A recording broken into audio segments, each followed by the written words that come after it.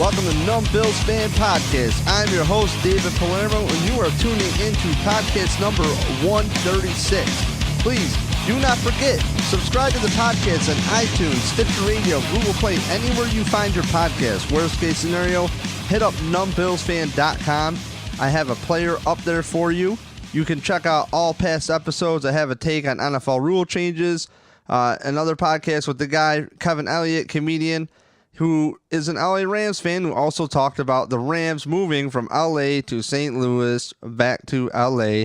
And it's kind of like a timeless podcast, I call it. Like, what is it like to have a team move? I mean, if you're a Bills fan, that's near and dear to your heart. Bills almost kind of moved. The consensus is if the Pagulas didn't buy the team, the Bills would have moved. And if you have watched any football after week one, wow, get on Deadspin. Look at the stands in LA. I mean, get out of here. Good thing two teams moved there. So today I'm scheduled to have Kevin Massare from Cover1.net on. He does another podcast as well called Locked On Bills. He works with Eric Turner. They do 3 podcasts a week. Make sure you subscribe to Locked On Bills podcast on iTunes and, again, everywhere else you find your podcast. Locked On franchise is a podcast network as well of all different sports teams too. So you have like Locked On Spurs, Locked On Patriots if you want that, Locked On other stuff. So basketball teams, obviously. So make sure you check that out. Also, we are all part of the Grandstand Sports Network. GrandstandSportsNetwork.com. You can find a host of podcasts that are playing on a time-slotted schedule. Always check my Twitter at NumbBillsFan and Instagram at NumbBillsFan, as well as Facebook to see when upcoming times are coming. And shoot them a follow everywhere you get any of your content you could think of. They're on Instagram, they're also on Facebook, and they're also on GrandstandSportsNetwork.com and Twitter, of course. So shoot them a follow. If you're into Sabres, there's a great podcast called Beyond the Blade podcast. This guy, Chad, does it. He's also a guy, a part of Grandstand Sports Network too. I like the Sabres, so it's nice to follow along, see what's going on. That said, also brought to you by PunchDrunkSports.com. Follow Punch Drunk on Twitter at Punch Drunk. Pretty much that's it, at Punch Drunk. There's a podcast you should subscribe to as well. Comedic podcast about sports. And that's about it. Wraps it up for you. So 3 comedians who talk sports. Pretty rad. Check it out. All pros. Good guys. Sam Tripoli, Jason Tebow, and Ari Shaffir. Ari Shaffir has a new special on Netflix called Double Negative. So make sure you check that out. Jason Tebow's on the Red Zone channel. And an awesome comedian, very funny, drives that show, I think, personally, Punch Drunk Sports podcast. And also, Sam Tripoli's pretty cool dude. So check him out as well. He does a podcast called Tinfoil Hat and has a comedy album called The Diabolical out on iTunes now. So the Bills just wrapped up. I'm going to fly solo till Kevin calls me back. And the Bills just wrapped up the game against the Jets, and I'll have some thoughts more or less on that. But for me, if you missed it, get on my Instagram, Numb Bills Fan everywhere. So I just try to keep it simple. And I took a track of my morning, which is usually chaos. I'm usually behind. I'm trying not to be super late to everything. And we had Dean the drunk Dean coming to pick me up because my van has a flat tire. So if you ever want to see how my game day mornings go, check out my Instagram. You could get a little tour of the Numb Bills Fan Studio, and see my dogs. I put in a little bet with my dog, Belle, the white dog, and she wagged her tail, and just I guess I have to go see it. Cheesy plug. So, also I posted some events throughout the day. Got to meet up with these guys. I forgot which backers in Texas, but they're from Texas, and they had the awesome, I'm so awful. Mexican culture. Those guys, what do they look like? Where they wear like sombreros and all that stuff. They're all done up. It was awesome. It was at the Red Pinto tailgate. Got to run into Nick from the last podcast. Nick Pop shouting out, getting everybody riled up, round out the troops.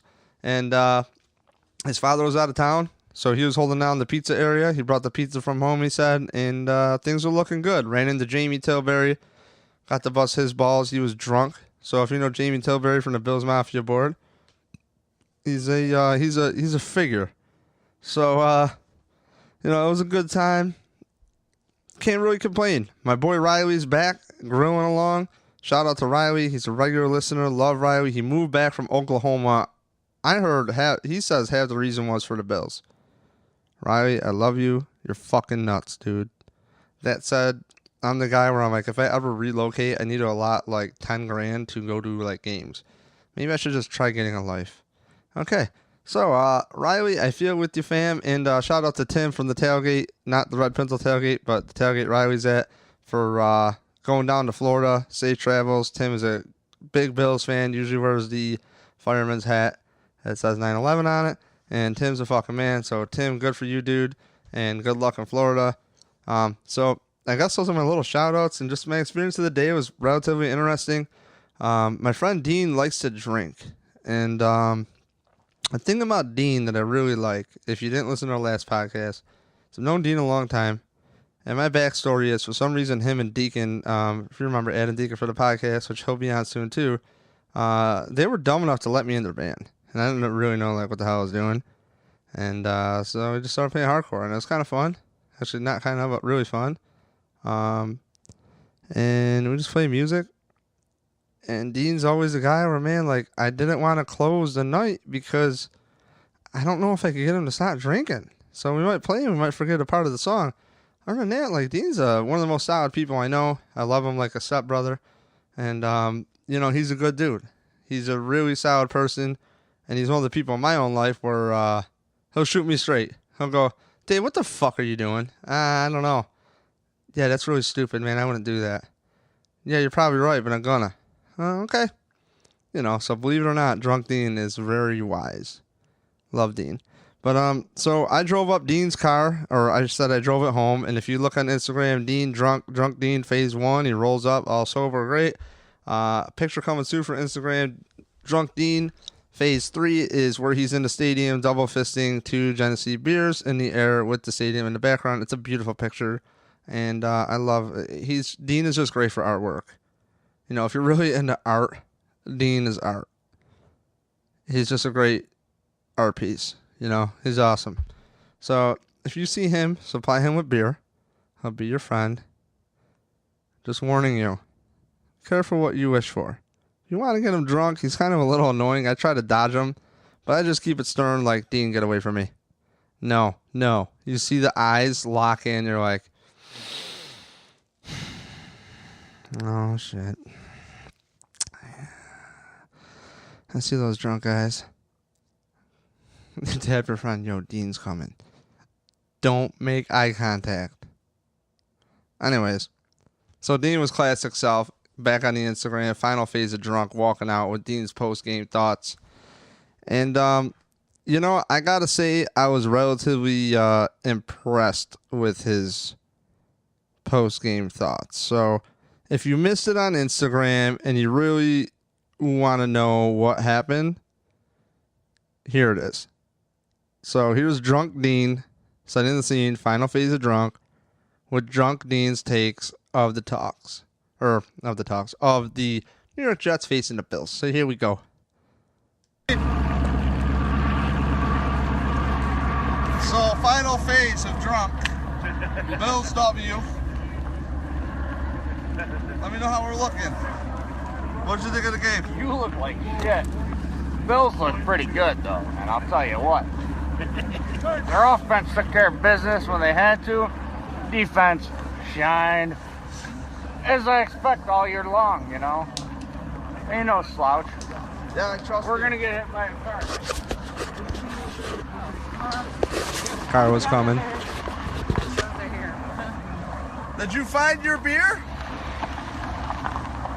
Did you trade your beer for a cold one or no? Nah, I'm just drinking a warm one, bro. Why? Because sometimes you don't get to choose in life. Okay. And that's it. That's Dean right there. Post-game thoughts. I ended up dropping my phone. Good thing I have a life-proof case that I actually put a crack in and it doesn't seal water out anymore because the valve is kind of shot and it doesn't look like a life-proof case anymore. But it's still holding up. So yeah, joke's on me. Dropped the phone right after. I might as well just punch it across the parking lot. But Dean has this awesome tradition. I don't know what it's like for you guys and your friends, but like everybody has their weird quirks, whether you're banging your girl in the parking lot or maybe not your girl in the parking lot or whatever you're doing. And for the record, I support all that stuff. I think if the FBI really is and the cops and this and that, if they're really allotting a lot of resources, like the dude Andy Major says on the John Murphy show, that, oh, we got the FBI, undercover. It's like, dude, get a life. People are having sex, smoking weed. Who gives a shit? Like, okay, you got kids. All right, okay. It's really not a good look. Maybe not have sex in the parking lot. Have a little class. Okay, guys. I mean, there are kids around. At the same time, I know the kids should go to the game, but if you're a parent bringing your kids there, that's on you. If somebody says the F-bomb, that's on you as a parent to bring your kid around a bunch of alcohol. And they're going to get shit-faced. So, don't get me wrong. I'll try to have class. But occasionally the game takes over. And I might yell out, what the fuck was that? And sometimes you got to teach your kids time and place. All right? And then a Bills game, fucking time is time and place. Always. So don't be an asshole. But anyways, Dean has this thing where we can't just walk. If you missed parking advice, check out the last podcast. I tell you my secret, which is you walk past all the parked cars. Suck it up, walk, even in the winter. Okay? Just suck it up. Walk past all the cars. Park as close to the expressway as you can. And you walk all the way past them. Get the fuck out of there. At least if you're going to the east side to Rochester, Albany, something like that. That's what I do. If you're going out to Canada, sorry, party people. If you're in Buffalo, sorry. I don't have to tell you, but I'm from Rochester and that's how I go. So, I dodge all the cars. I walk, find the highway, go away from traffic. There's a wonderful app called Waze. Google Maps is up to date. So Dean does this thing where we're walking out and he has to go linger with somebody and find some beer. He'll randomly walk up to me, hey man, what are you eating? It's like, dude, Dean, what are you doing, man? We gotta go. And then if the Bills lose, I'm usually mad. And I'm just ready to just, go face down first in the mud. Hope I never wake up again. And at the same time, yell at Dean, let's go, man, let's go, man. And then my friend Jeff Knight, powerful Jeff Knight, he goes, what's Dean doing? I don't know. And then come to find out, he's trying to exchange his warm beer for a cold beer. So in the video, if you're wondering why I asked him if he found his beer, he's trying to exchange a warm beer for a cold beer with somebody. I like thrifting. I really do. But after the game, I want to leave. And I don't want to have time to deal with your goddamn $2 beers, Dean. And then, So that was my game day experience, I guess, in a nutshell. Everything but the game. So, that's it. All right, and on the line, we got Kevin Massare. He called me back, or actually I called him, and we missed the call because I'm not bright and whatever. So, Kevin, what did you think about the game, bud? Hey, Dave, how you doing today? I'm good. That's good. Good to hear from you, as always. I was actually physically at the game, much like yourself. Got to enjoy some, pregame festivities and got to hang out with some people. So a lot of people shout out and said hey to me. As always, if you see me around and you know what I look like, give me a shout. I always like to hear from you guys. But the game itself, Dave, I thought it was a fairly well-played and well-coached game. I wouldn't say that I took anything spectacular out from that game. It was a weak opponent, and I think they will be at the bottom of the league, Dave. Honestly, I think the Jets are a 2-14 team. And I think we're on the rise. I really, like I've said on podcasts before, I don't see us being worse than 7-9. I really don't. I don't think the team's worse than last year. The defense played phenomenal. Ramon Humber stuck out to me. I like the move today with Jelani Jenkins at linebacker, Dave. I really thought it was a fairly good signing for this time of the year. What is the details on him? Because I got the notification, and honestly, I know nothing. But on Ramon Humber, real quick, I will say, shout out to him for showing up and being a part of it. Because he really stepped up. And is it really stepping up, or is it really these guys know what he can do? And because we don't know about him doesn't mean that they don't know about him. Right. So absolutely. So. Yeah, absolutely. Humber really stuck out to me. I didn't know what we would expect from him. He actually played more snaps than Marcell Darius. He played more snaps than Lorenzo Alexander. He was on the field, I think, all but one snap of the game. So he's actually really, him and Preston Brown are our main stalwarts on that linebacking core, and they play pretty well. I believe second or third in the league in defensive rushing.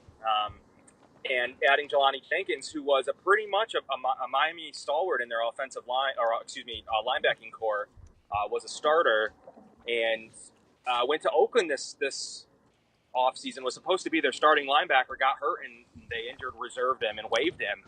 And I believe he was waiting for the right opportunity to hop on a team, and it's a good fit for him here in Buffalo to really kind of step up and take over that maybe fifth linebacking role instead of Deion Lacey. So I really like this signing. He has a lot of starting experience. He's only 25, which a lot of people probably don't realize. He isn't an older guy. You would expect him to be like a 30-year-old vet journeyman. He's really a 25-year-old guy that didn't finish out his fourth year in Oakland. So went from Miami to Oakland to start, and then got surprising cut. Actually, I honestly didn't even know that he was a free agent. I had thought he went on injured reserve for Oakland. So it's a really good signing for this time of the year. That's for sure. And I will say too, always upgrading the roster. I love roster moves. I remember flipping out when off season, you look into these guys and you think because it's spring that, oh man, they're running so and so, but really you had to look at those transactions like, who's that? Even like the early training camp ones, like, well, they could just be a depth guy. Even in the beginning of OTAs, they could just be low, like barely get any reps guys, warm body in the picture. And, right. And I think the best value in the NFL is let these guys play out. Let's see how well they are. Don't get married to the player. Go with the most turnkey guy you can get in the draft for your system. And honestly, let these guys play a few years in somebody else's system, get hurt, pick them up.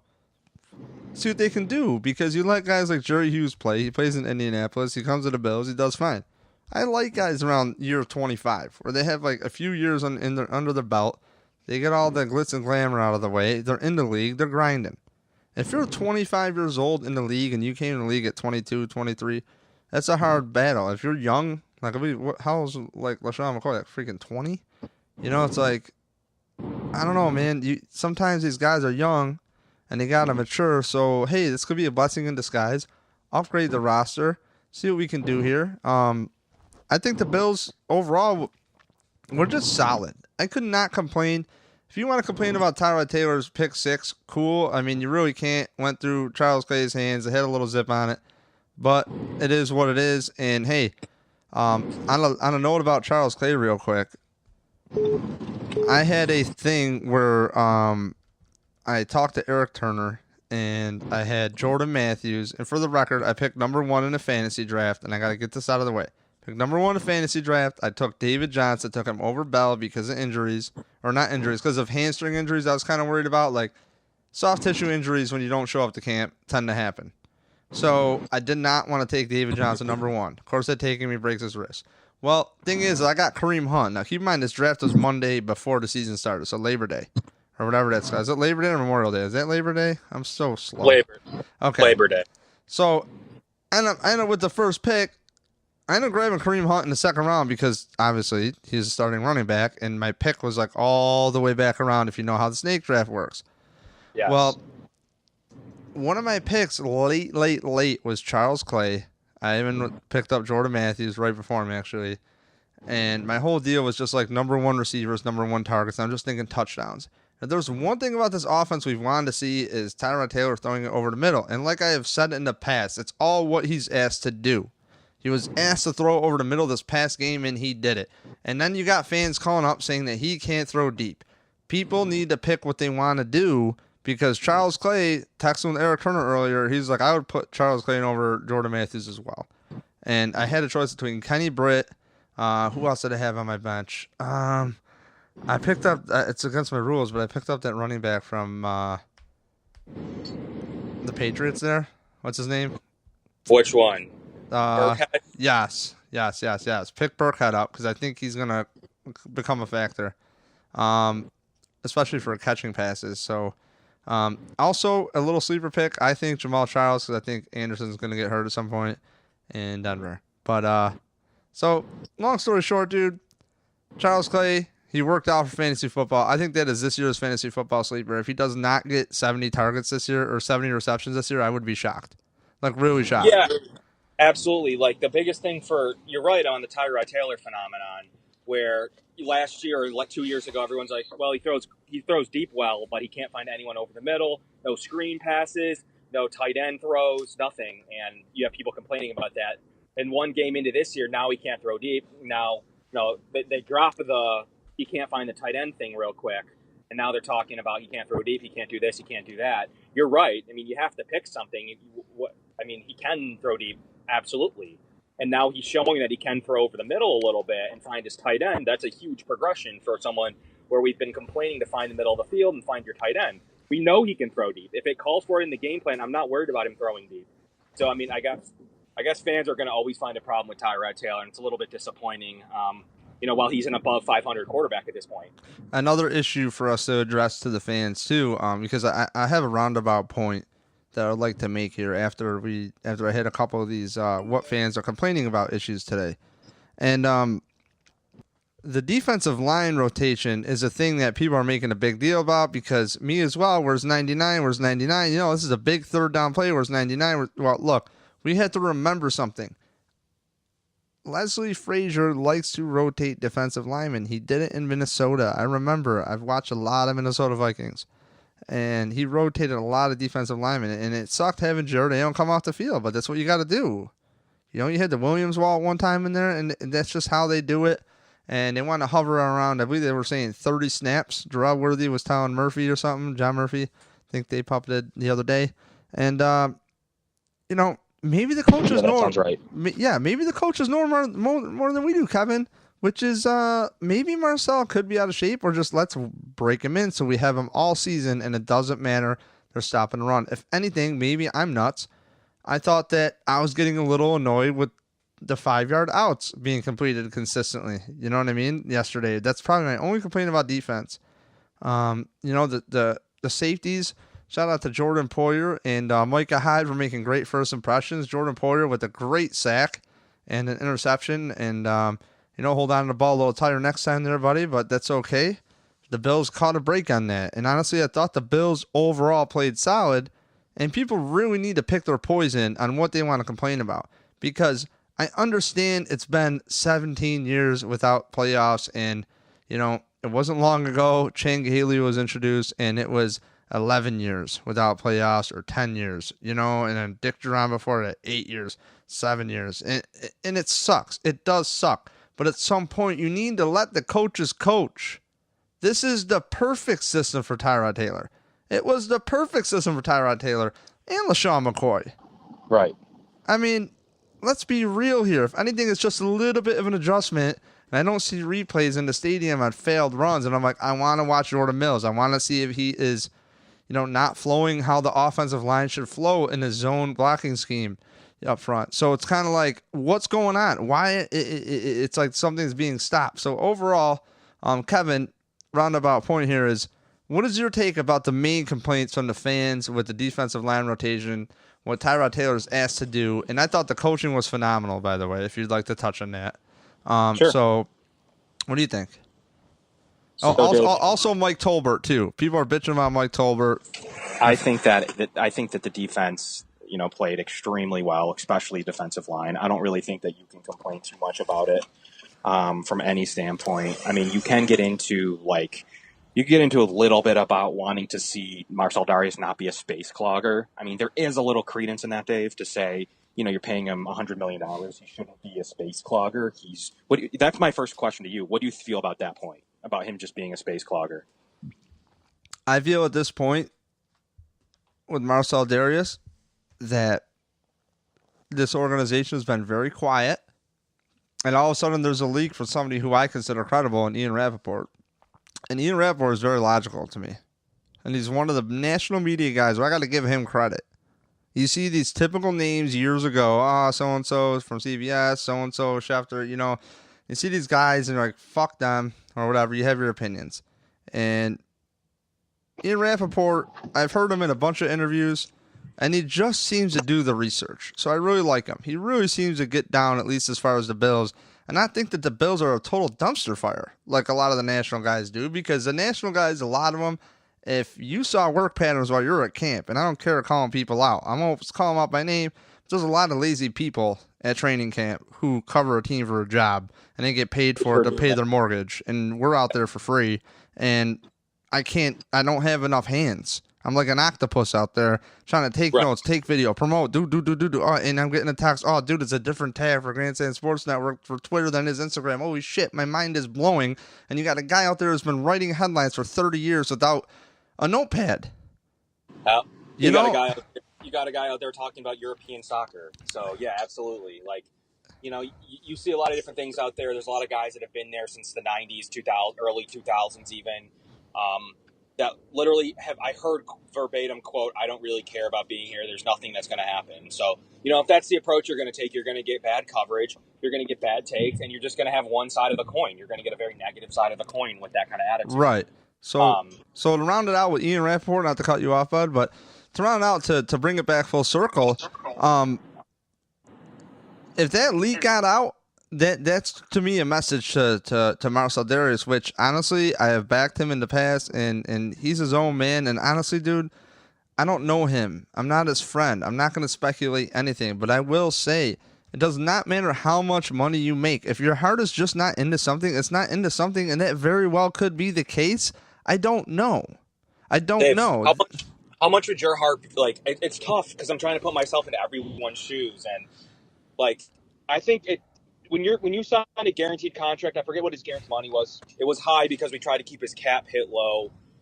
We guaranteed like 50 or 60 million. I'd have to look at it, but like, what do you do, Dave, if tomorrow someone walks up to you and says, "Dave, here's 50 million guaranteed"? Like, after a year or two, I don't know how your heart could be in much. How could it be in anything? Dude, honestly, man, the more you hear about players who talk, the more you hear about other things, the more you see that these coaches are just so ego-driven and backwoods-driven. I got to say, Sean McDermott has really impressed me, and Rex Ryan showing up, I'm reading on Twitter, did not show up prepared. Shows me he should not show up to the Bills prepared either, and I got to say, I'm very proud of having a coach in Sean McDermott. I loved his post-game locker room speech. And it's time for Marcell Darius to get his head out of his ass and play ball if that's what he wants to do. But to be honest with you, Kevin, to have a little empathy for Marcell Darius, I'm not going to come down on players because there's two sides to every story. And not for nothing, a lot of these coaches are egotistical dickheads, okay? They really are. I mean, They really can be. And at the same time, when these players are just treated like fucking meat, you know what I mean? Listen to Arian Foster on a Joe Rogan podcast. If anybody did not listen to that, listen to Arian Foster on the Joe Rogan podcast. It's very eye-opening, and it confirms a lot of things I thought. But I'm not going to call a player out because, not for nothing, I don't have Marcell Darius' personal history. Okay? And I'm not going to dive into it because it's tragic. But he's dealt with a lot more fucking shit than I've had to. And he comes from a way different background than I would bet 95% of the fucking people judging him do. And there just comes a point where I've done it with work myself. I made as much money as I possibly could some weeks, really hustled, did some grinding. I'm self-employed. But let me tell you something. It does not make me happier, and really, I thought that X amount of dollars a week, I thought that X amount a year, I thought that having a house, I thought that dogs, whatever the fuck it could be, would make me happy. If you don't figure it out, it's going to be a long road. And honestly, I think having weed, being stifled in the NFL, like, really fucking sucks, because it kind of lets a guy like me, like, chill out and be like, yo, everything's cool. And when I go play hockey tonight at 9:10, I'm going to be high as fuck. Because I'm going to be focused. I'm going to be focused on playing hockey. Not going to be thinking about the mortgage payment that might be late. Not going to be thinking about my jobs tomorrow that I already have written down and I already did the thinking for. And sometimes you just need to relax. And something that helps your body and just makes you calm the fuck down to some people.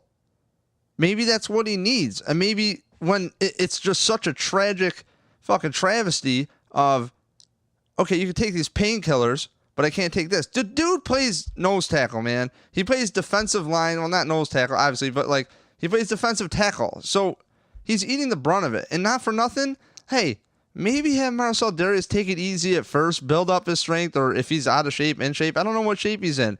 But I think it's going to be a game plan specific thing. And right now for Marcell Darius, it's about falling in line. And I just can't really go to bat for him anymore. I have a lot of empathy for him, but it is what it is, man. He's making a lot of money. Yeah, and you got to look at Marcell Darius, the player, not the guy that could have off the field. He absolutely has gone through more than maybe me and you combined, Dave, or or maybe 3 or 4 of us combined. He's gone through more. You can absolutely probably say that. And I absolutely have empathy for people like that who have played their way out of problems, who have done whatever they could to make a living for their family. But at some point, it is a business, just like if I worked in a certain field or did a certain thing that I was paid for and I wasn't producing. Luckily, he has a contract that makes him play through tomorrow or next year, Dave. I mean, he has a contract that makes him play through the next year. Maybe it's not with Buffalo, but he's going to see a lot of that money. He's going to see most of that contract. So I think he's going to be all right. Yeah. All you can do is look at it from a coaching perspective, and Sean McDermott's a stand-up guy and said that he played all right. So all you can do is take him for his word. And although we're paying him $16 million, we're going to pay him that anyways. Anyone who's complaining about this topic, we're going to pay him that money anyways, whether he's on our roster, a different roster, playing a 3-tech pass rusher, whether he's a nose clogger, whether he's whatever. He's going to be paid that money. So you might as well get out of him what you want out of him, because he's going to get paid. There's nothing anyone can do about that at this point. So you might as well allow him to do what he's supposed to be doing, that the coaching staff wants him to do, and fill a big need. At some point, maybe the game plan turns to where he's rushing the passer, which we know he can do. So I think you got to take it for he's doing what Sean McDermott's asking at this point, and that's what we want out of him. He's filling a need, and he's doing what he's supposed to be doing. So, do you want to feature him right away anyways? I don't know. I mean, you want to win the damn game. You're going to do whatever you got to do, but I don't know. I'm not worried about it, is my point. Right.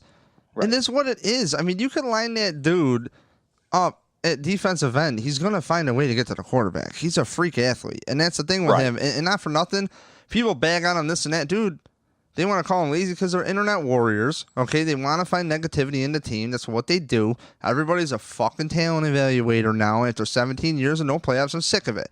At the same time, Marcell Darius, he's getting paid a lot of money and he needs to perform. At the same time, he's a human being, and the whole narrative, the classic narrative is you're making X amount of dollars, your feelings that you don't have any. And that's not the truth. And the thing is the Bills organization needs to be there for him, because that is the best way to get the best out of your investment, is to support him. So I hope whatever he needs, if that means he needs something to piss in so he could still smoke weed, or you got to pay off where the fuck you got to pay off, then you got to do it to keep that guy in the field. I don't know what it is, okay? And I'm not trying to make an exception for a player, but you have the most money into this one guy on your team. You have to do it because, of course, in Bills, quote-unquote, Bills fashion, it's the Bills, as everybody says, we got Marcell Darius here on one of the last big contracts they ever handed out. Right.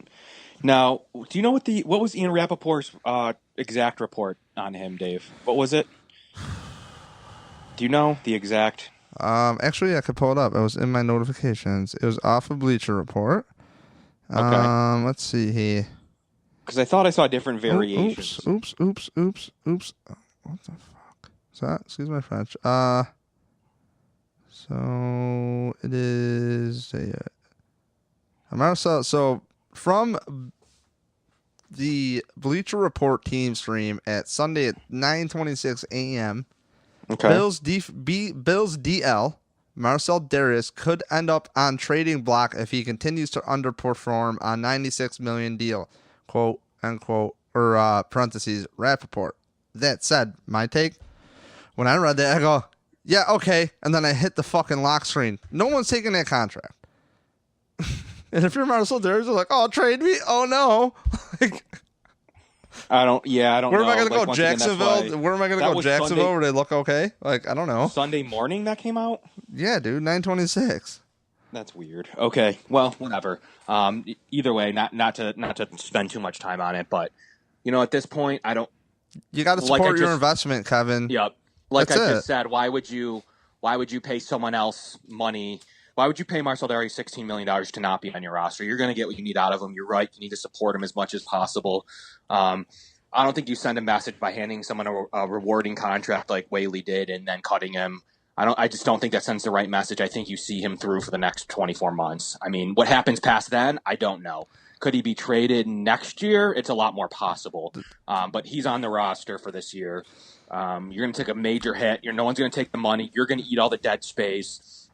You're not going to get much more than like a third-round pick. I just don't see the point. Dude, there's there's no point in cutting Marcell Darius. I'm sorry, but you know what? We can't predict anything because anything happens with this team.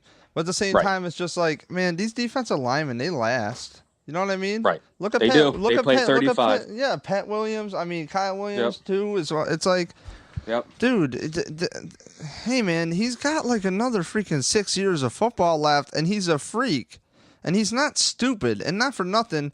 We watch him at camp, and like I was getting into, and I guess we could rap on that. You know, you're trying to rap on it. It's like I see him at camp. He's fully engaged.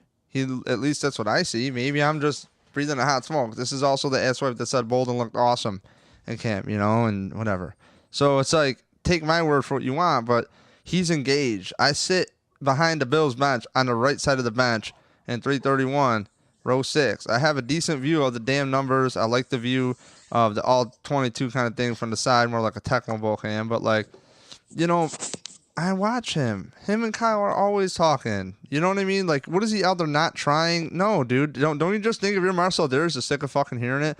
And so now we think it's an issue because of whatever game thing he missed, and maybe he did really fuck up. I don't know. It's not my business. It's just, this is your biggest investment, and no matter what the Bills do or say, what's he gonna do? And just not play? Like whatever they say is not gonna hurt him. You know, so you got nothing to lose, but maybe, you know, surround him with people who show him that you know how to win. And guess what? When the whole team is rolling and shit, and you know, I don't think Carolina, not for nothing, not to go off in a different direction, I don't think Carolina is that special at all. At all. I really don't. I really don't think Carolina is a special team. The Bills should definitely be able to compete with the Carolina Panthers.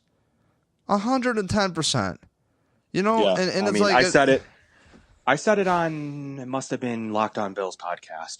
I said the Bills were going to start 2-0 in my belief. Really? And then, I said it. It's still there. I said they were going to start 2-0 and probably lose to a hard fought match against Denver. But I think that the storm's going to be high if they go 2-0. Everyone's going to come back here for week 3 against a game against Denver, who's much like Carolina. It is a winnable game. They almost really collapsed yesterday night in a really epic fashion, actually. What happened? I heard about it a little bit, but I didn't pay any attention to it. So it was 24 to, I want to say, 24-7. Yeah, that sounds right. 24-7 with like 8 minutes left, and Simeon threw a batted ball interception, similar to like Tyrod's. They scored, on that drive, made it 24-14. Jamal Charles went down and fumbled. They scored, made 21-24. Denver went 3 and out, punted it, and then San Diego LA drove the entire length of the field, lined up for a kick that they made to tie up the game, but the coach called a timeout, BS timeout. Then went and blocked the field goal the second try. So they won 24-21, Denver did. But really almost collapsed a 17-point lead in 8 minutes. So should have actually collapsed. So Denver is very vulnerable. I don't think they're very good. Their defense is great. Their offense leaves a lot to be desired, in my opinion. So, I think Carolina's a winnable game. It depends on the health of Cam Newton. If he comes out slinging and he's going to be full strength at some point one of these weeks, hopefully it's not this one. Hopefully it's next week. Because if he's full strength, they can win any game. So, what was good about this team is it just felt solid. This Bills team just felt solid. It felt promising. I think fans, they're going to eventually jump on board, and not for nothing. Look, I got to say, I talk about it a lot. This podcast was more or less to be objective. So I got a lot of compliments to have you on because you and Eric know what the hell you're talking about with football. And it's like a nice objective way to get information out there. But I will say one mistake I've made is I thought a lot of guys are being really hard on Rex Ryan. A lot of people. But if there was one thing that's true, Kevin, is that you really had to prove it to Buffalo fans. Because if you don't prove it to Buffalo fans, they're going to give you hell. And you really have to prove yourself to Buffalo. You can't just come in talking all this shit, getting your truck painted or shrink wrap, whatever the hell he did. Hopefully he didn't get it painted because that's a waste of fucking money. Must be searching for tax write-offs. You know, it's like you can't, you know, you really have to prove it. And Sean McDermott came in, did his thing. We're going to follow the process, and this process led to a victory. And guys like Lorenzo Alexander were flying around the field, and you got 2 safeties that are getting turnovers. You know, I can't complain, Kevin. I've got no complaints. I really think that there's a light at the end of the tunnel with Sean McDermott. I think he's looking for a very specific type of team. I look a lot like Adam Gase in Miami last year, where any one of these teams can go 10-6 any year with a new roster. You don't really know. So if you're going to get the quarterback play, in my opinion, that you got on Sunday, which is pretty good, I think the team is at least starting at an 8 point. So if they can get anything better out of Tyrod, or their defense is lights out, or their offense starts to really gel, LaShawn McCoy is the best back in the league, continues to play like that for 16 games, I think you could see even greater than 8-8. But I think right now the way they played is an 8-8 team. So I want to see a step forward against Carolina, and a win there would then up the ante even more. So I really do like what I see so far. The penalties were limited. Special teams still leave a little bit to be desired. You're missing field goals. Colton Schmidt still punting 34-yarders and back-to-back in the fourth quarter, which is just unacceptable. By the way, can he get a better? Can the Bills find a better punter? Like, honestly, not for nothing. Really more. I sit right there. I have great views of the punts. And Colton Schmidt, sorry, buddy, you've never looked worse. You looked better. He looked better the first half of his rookie year kicking than he does now. And I don't know what it is. But I'll say, what the fuck is Brian Moorman doing? Because you're telling me that dude, he could at least kick it to the spot he needed to go. Wasn't he competing with Brian Moorman his rookie year? Didn't we try to bring Moorman back and cut him? I don't remember, but I feel like that's right. I think we did. He did. I think Schmidt was the one that beat out Moorman, but Moorman played okay, Schmidt played okay his rookie year. Last year he took a huge drop off. Should never have made the roster, in my opinion. He did. He's tied with Crossman. Both of them deserve to go. Dude, he's also tied to his kickers missing kicks, okay? I gotta see, like, what the fuck? Yeah, I don't know what's going on there. So what's up with that? Hauschka's at least making his extra points. You have Chandler Catanzaro in there nailing 50-yarders. So, you know, you got to at least rival the kicker you're playing against, and he went in there and just completely whiffed on a kick. So that's got to be on the holder, which is Schmidt. It's got to be on the kicker, which I don't know. I think Hauschka gets a little more leniency than Schmidt. Or it could be on the long snapper. I don't know what happened on that play, but it was one of the worst kicks I've ever seen. Kevin? You don't really know. There's a lot that goes into kicks. It could have been a bad block by the center. You don't know. You don't really know. Dude, it was not.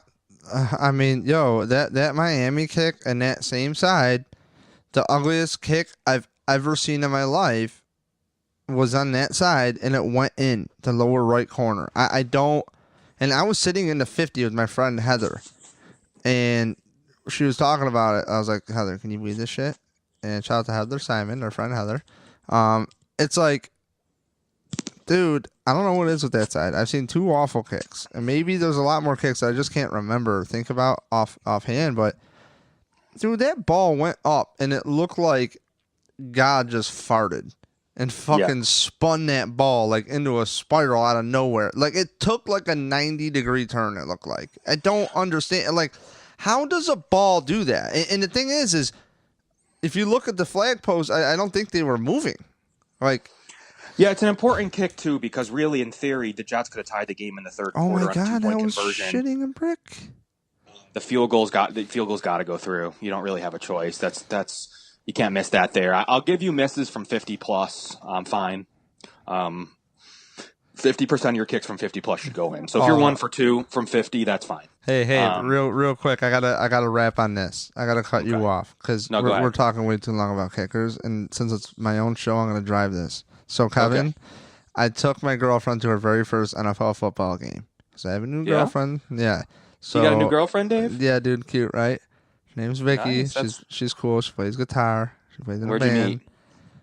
Actually, I had the McNuggets to like go up to her after she was playing a show and just kind of like put myself out like, yo. Nice, dude. That's how it's done. Yeah, I mean, it took a while, But All right, I cool. got in. I'm in. High five to me. So anyways, like, she's a bartender. She's trying to learn football, and she used to work at some bars that I knew of, and she's like, yeah, I would try to ask questions. The guy's like, no, you just don't get it. It's like, this girl plays sports. She's like, not stupid, And so I was telling the dude, Nick Papagelos from the Red Pinto Tailgate last podcast, I put her through the Madden skills trainer. And I put her through it. And, dude, she read a defense like a savage. Like, immediately, Really? like, yeah, dude. She was finding overseers. I'm like, oh, fuck. Because, like, one of the first things we did hanging out was play chess. Like, that might sound nerdy to people, and, like, watch TED Talks. Like, it was kind of rad. And do yoga. It's kind of rad. So, like, nice. I don't know. Like, thinking, no. all thinking shit. No complaints here. So, dude, the wildest thing is we're at the game, and she goes, and we went to Marshall's the night before, got her a McCoy jersey. I go, that's a good jersey to get. I go, number 14 ain't on the team anymore. And so we went to the kids section and got a petite jersey, and she's wearing it at the game, and the Bills are up like by 9 points or something, like whatever it was in like the late third, early fourth. And she goes, what are you so worried about? Like, I go, what? She goes, what are you so worried about? And I tap Phil. And I go, my friend Phil in front of me, I go, hey, Phil, Bedoin, she says, I set it up for him. She says, what are you so worried about with this I go, this is the Bills, okay? You don't understand. Right. This is, after funny. seeing what McKelvin did and the Patriots coming back, throwing the ball down the middle of the field on Monday Night Football, anything is possible with the Bills, okay?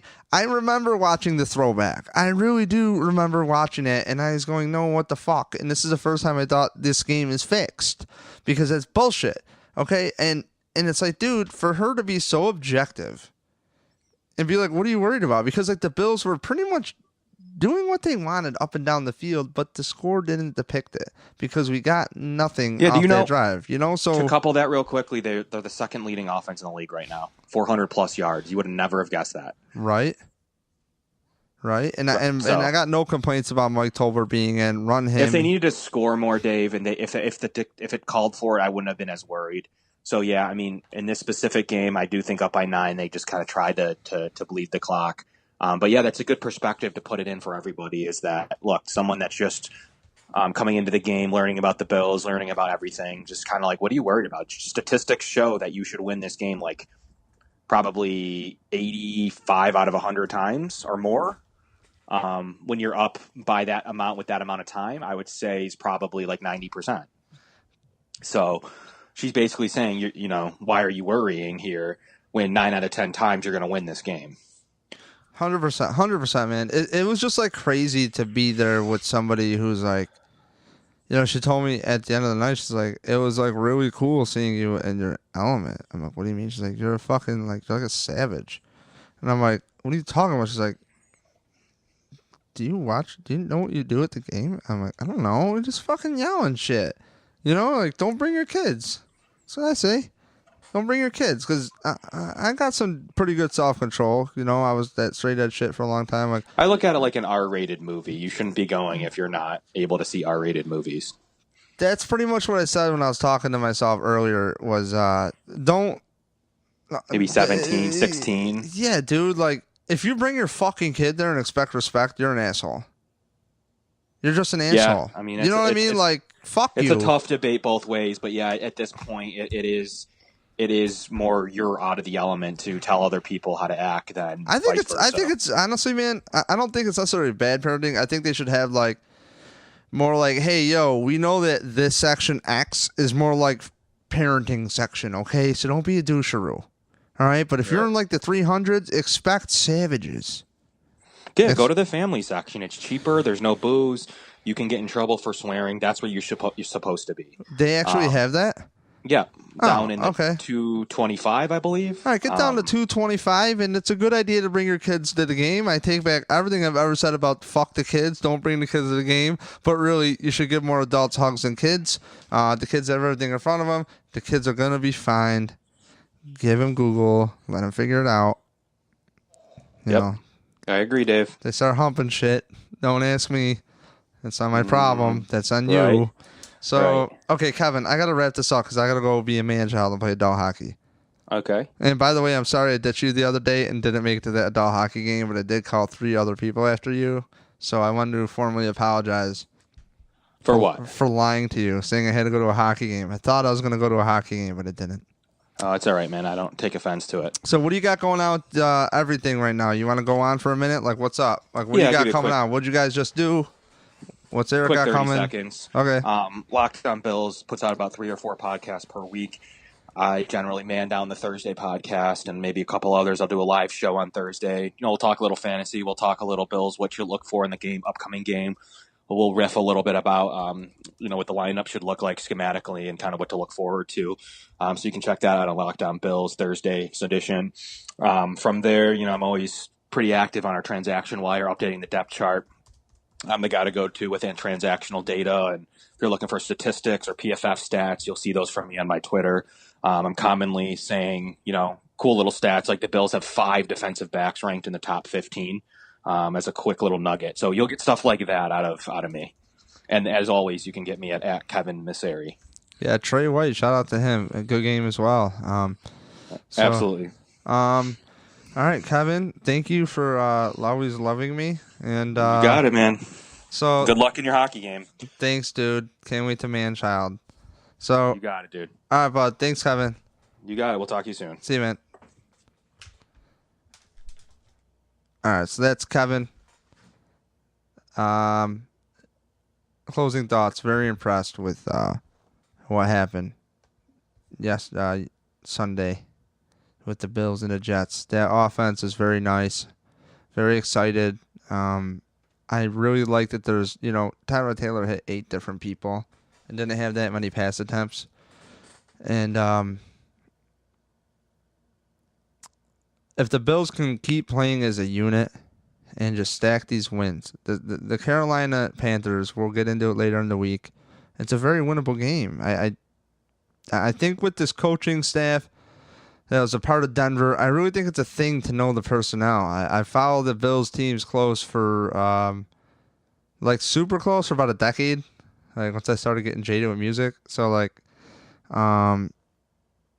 so I was like personnel moves and shit in about a decade. So I would say, and I say decade, so I sound like I know what I'm talking about. But really, if you do any construction or just work or breathe, people go, oh, I do something for 30 years and they still suck. It's like, wow, dude, maybe jump off the bridge. Anyways, you watch this team for a long time and you follow everything. And I got to say, for them to play as a unit, they can get some winnable games. And, watching the team tightly over the years, whenever somebody knows the other personnel and they know what they're good at, they know what the flaws are, it's an advantage. And after Carolina, you had the Denver Broncos, and I don't think the Denver Broncos are like necessarily world beaters. They're a good team, but the defense is always consistent. But again, Rick Dennison was in that organization. This is a new look Bills. It's going to be 3 games on tape. By the time the Bills get to the Patriots, the tricks are going to be out of the bag. At the same time, maybe not. Tyrod Taylor was I thought very solid. LaShawn McCoy was just phenomenal. It sucks we didn't even touch on it. It's just expected at this point. Did not disappoint. Raw Dog O'Leary got a nice reception. I thought the team played together. I thought the team played very disciplined. And honestly, after hearing Twitter or seeing Twitter blow up over Rex Ryan shitting in his mouth, I guess, as an announcer, man, I feel like a buffoon even backing that dude up. But it just shows you, he's throwing things out there like, oh, so-and-so's a great player. It's like, yo, dude, do you know what year it is?